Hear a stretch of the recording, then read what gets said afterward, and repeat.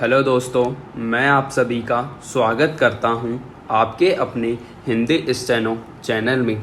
दोस्तों, आप हमारा टेलीग्राम ग्रुप ज्वाइन कर लीजिए, जिसमें आपको रोज़ाना की मैटर की पीडीएफ आसानी से मिल जाएगी, जिसका लिंक डिस्क्रिप्शन में दिया हुआ है।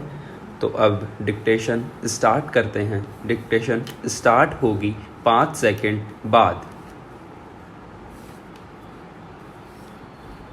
स्टार्ट। जो लोग दिन रात दिन अपना खून पसीना एक करते हैं और सुबह से शाम तक काम में लगे रहते हैं, उनके लिए यह कदम उठाया जा रहा है, जिसका मैं हृदय से समर्थन करता हूं। मंत्री जी ने उनकी आर्थिक परिस्थिति को देखकर गंभीर निराशा व्यक्त की थी और उद्योगपतियों से यह कहा था वे कान खोलकर सुन लें कि जो भी मजदूर या कर्मचारी अपना खून पसीना एक करके राष्ट्र की संपत्ति को बढ़ाता है, उसकी मांगों को आंखों से ओझल न करे। मैं उनकी इस चेतावनी का हृदय से स्वागत करता हूँ और अपने हृदय पर हाथ रखकर आपको बताना चाहता हूँ कि उत्तर से दक्षिण तक और पूरब से पश्चिम तक जहाँ कहीं भी कल से आज तक मैं घूमा हूँ, मैंने यही पाया है कि जो लोग हाथ पर हाथ रखकर बैठे रहते हैं, उनको सब सुविधाएं उपलब्ध हैं। महोदय, मैं आपसे निवेदन करना चाहता हूं कि ये लोग आस्तीन का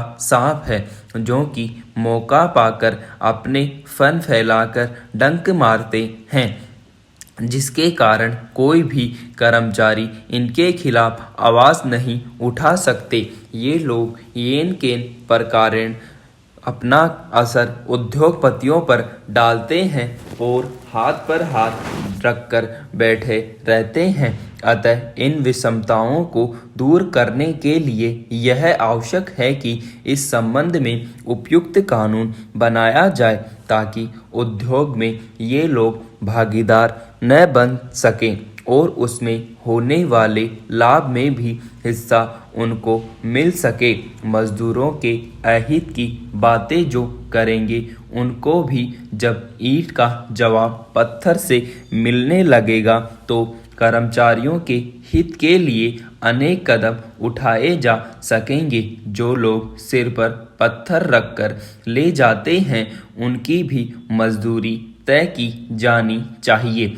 पूरब से लेकर पश्चिम तक और उत्तर से लेकर दक्षिण तक यह कानून लागू होना चाहिए।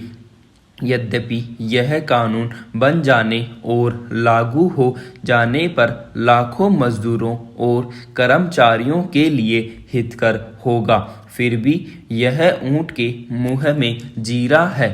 इससे भी अधिक सुविधाओं की व्यवस्था उनके लिए की जानी चाहिए। मजदूरों को उद्योग के प्रबंध में हिस्सेदार बनाना अब छोटा मुंह बड़ी बात नहीं होगी, क्योंकि अनेक प्रगतिशील एवं समाजवादी देशों में ऐसा प्रबंध किया जा चुका है कि उद्योग का समस्त कारोबार मजदूर लोग ही करते हैं। अतः मैं इस विधेयक का सहर्ष स्वागत करता हूं और दूसरे सदस्यों से भी इसका सहर्ष स्वागत करने के लिए निवेदन करता हूं।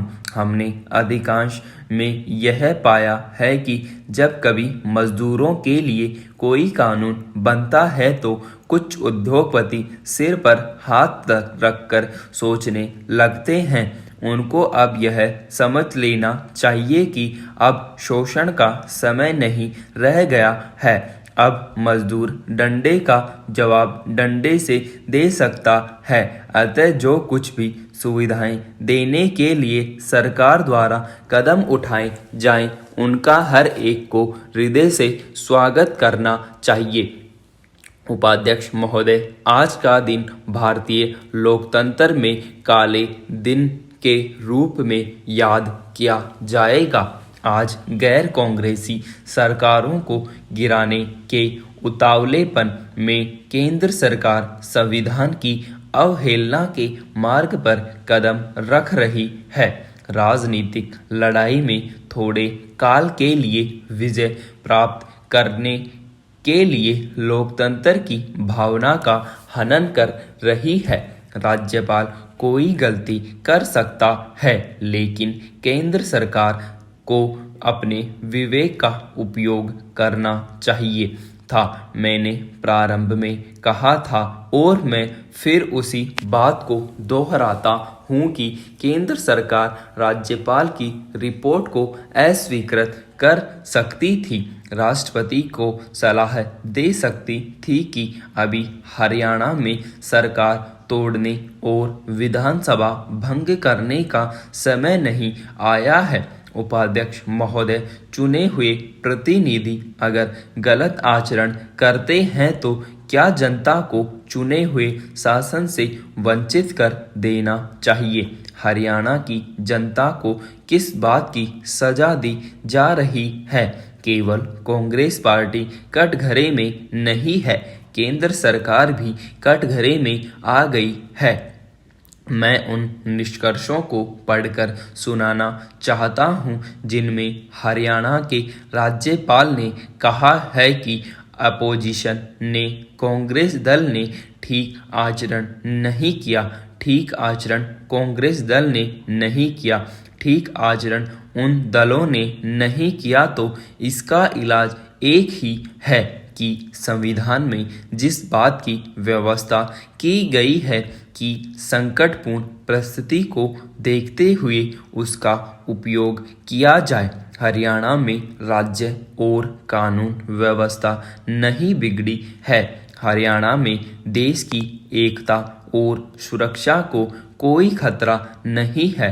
हरियाणा में कानून और व्यवस्था ठीक चल रही है। अगर ऐसा है तो फिर समस्या राजनीतिक है और उसका हल राजनीतिक स्तर पर होना चाहिए। संविधान को खिलवाड़ बनाने की ज़रूरत नहीं है, मगर केंद्रीय सरकार ने संविधान को खिलवाड़ बनाकर आज लोकतंत्र के लिए एक बड़ी भारी दुर्दिन पैदा किया है।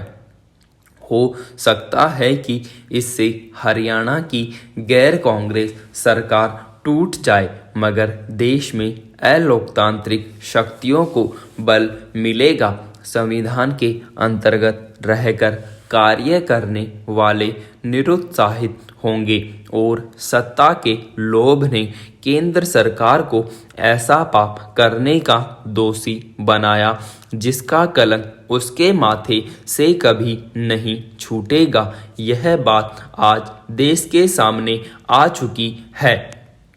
उपाध्यक्ष जी, प्रश्न यह है कि मंत्रिमंडल बनाने के लिए किसी दल को निमंत्रण देते समय राज्यपाल चुनाव के निर्णय को ध्यान में रखेंगे या नहीं रखेंगे? यह भी प्रश्न है कि निमंत्रण देते समय केवल राजनीतिक दलों की संख्या देखी जाएगी या जो निर्दलीय रूप से निर्वाचित हुए हैं उन सदस्यों की भी गणना की जाएगी। राजस्थान में कांग्रेस दल के नेता को राज्यपाल द्वारा निमंत्रण देने का कोई औचित्य नहीं था।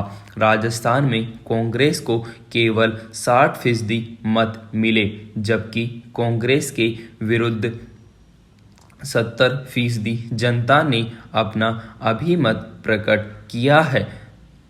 राजस्थान की जनता ने कांग्रेस को ठुकरा दिया है। राजस्थान की जनता ने कांग्रेस को चुनाव में परास्त कर दिया है। क्या चुनाव के द्वारा जनता ने जो राय प्रकट की है उस दृष्टि से बिल्कुल ओझल कर दिया जाएगा?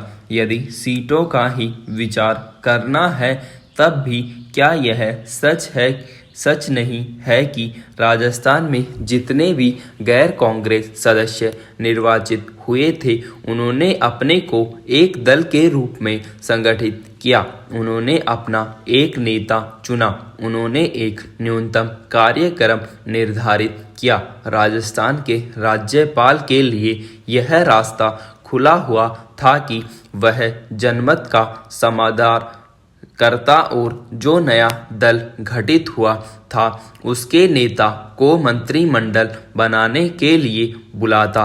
एक दिन उन्होंने घोषणा भी कर दी थी कि वे किसे मंत्रिमंडल बनाने के लिए निमंत्रण दे रहे हैं। इसकी सूचना वे जनता को देंगे। लेकिन जब पत्रकार गए तो राज्यपाल महोदय ने कहा कि मेरा दिमागी संतुलन बिगड़ गया है, क्योंकि कल जो विरोधी दल के नेता आए थे उनमें से एक नेता जाते जाते मुझे ऐसी बात कह गए जिस बात का मैं आदी नहीं हूँ। उपाध्यक्ष महोदय, राज्यपाल से विरोधी दल की ओर से क्या बात कही गई? केवल इतना कहा गया कि हम आशा करते हैं कि आप निष्पक्षता से निर्णय करेंगे। कल भी हमने आपसे कहा कि आप उपाध्यक्ष निर्वाचित हुए हैं। हम आपसे आशा करते हैं कि आप निष्पक्ष दृष्टि से कार्य करेंगे। इसमें बुरा मानने की कौन सी बात थी? लेकिन शायद राज्यपाल के दिल में चोर था, जिसके कारण वह अपना संतुलन खो बैठे और दूसरे दिन उन्होंने जो निर्णय दिया वह संसदीय इतिहास में और कम से कम भारत के संसदीय इतिहास में बड़ा विचित्र माना जाएगा। राज्यपाल ने कहा कि दलों की शक्ति का विचार करते समय निर्दलीय सदस्यों की गिनती करने की आवश्यकता नहीं है। विराम।